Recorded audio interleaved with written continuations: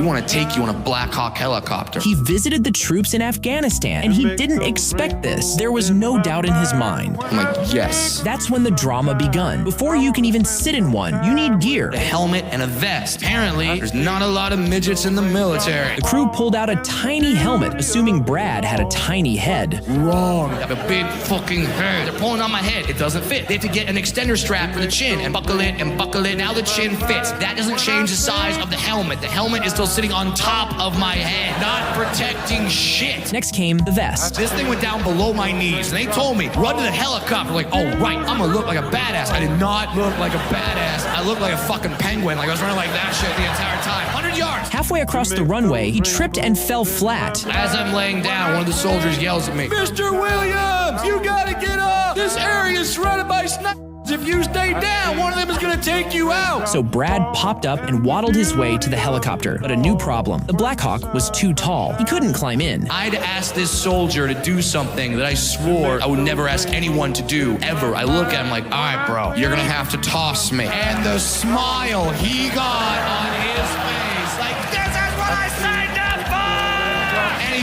grabs me, and he could just throw me in real quick. We would have been done, but no, he had to enjoy himself. He picks me up, he just goes, 1, 2.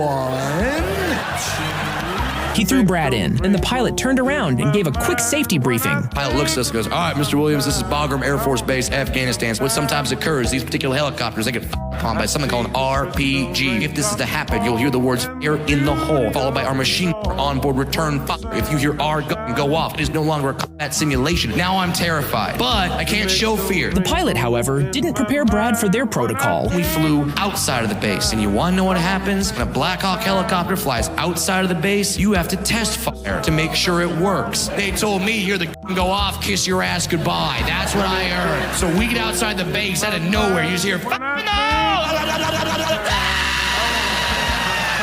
I had my first period right there.